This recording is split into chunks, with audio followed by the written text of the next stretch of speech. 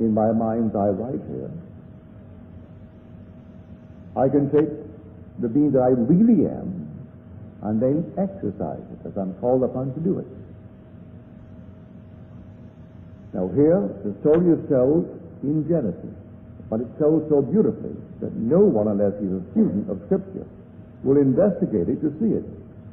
And the angel of the Lord wrestled through the night with Jacob. And when he saw he did not prevail against Jacob, and Jacob asked him his name, and he wouldn't at moment tell it. He touched him. And then he asked Jacob his name. And Jacob said, Jacob. He said, your name shall now be known as Israel, which means a man who rules as God.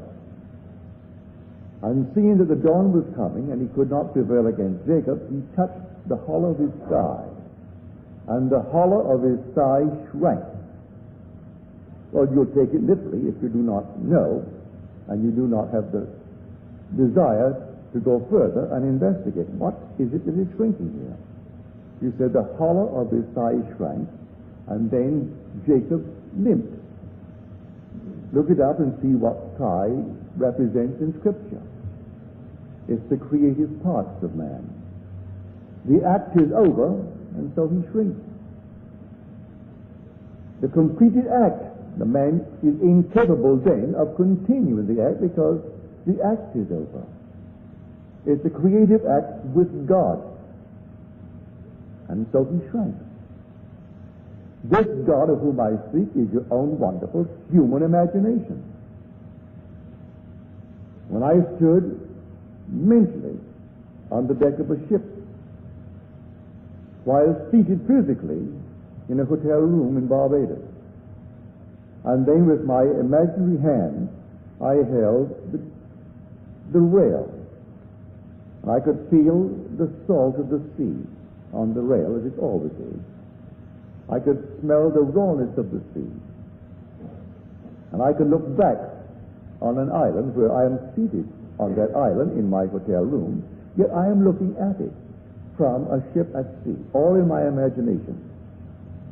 Friend there tells me that I could not get out for months and months and months, for there was no room on the two ships servicing the island. And I had no concept of that. I simply knew that all things were possible to Jesus Christ. And this is before my experience of the waking within me to find out who I really am. I only knew this power could be used long before that. I had no concept of such awakening until, well, only 12 years ago. And yet, as I did it, and I felt the satisfaction, the same satisfaction that I couldn't continue doing it. In other words, I was touched. I fastened myself to that ship. And then I couldn't continue in the act. To me it seemed completed, just like a creative act.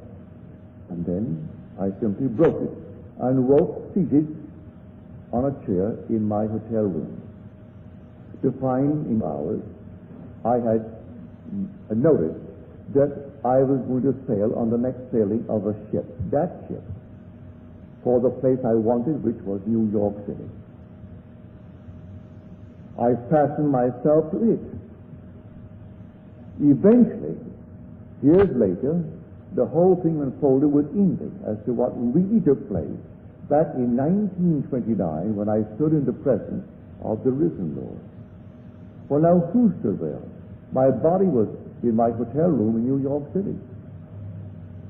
And yet, I had the sensation of motion. I stood in the presence of love.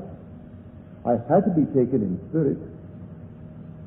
And he who stood before me seemed to me as real as anything in this world, more so. Infinite love in its man, just man. But I can't describe him, save I will say he's the Ancient of Days. You can't put time on him. He's beyond time. He's the Ancient of Days. And at that moment when he actually embraced me and refused, a thrill beyond the wildest dream permeated my body. Well, it had to be the body of spirit, because my body, as you see it now, was on a bed in New York City. Now the word also means not only to attach to and to fasten to. It means to kindle, to light. And when I returned, my room was lit. No artificial light was on, and it was 4 in the morning. There was no full moon, no light on the outside to illuminate my room, and my room was luminous. And it did not subside, or it seemed to me, at least I was there 15, 20 minutes. It was simply luminous. And then, as the years go on, 30 years later, then the whole thing erupted within me, and his whole story, for he had impressed himself upon me at that moment. And this, I know, this body is essential in the work of regeneration.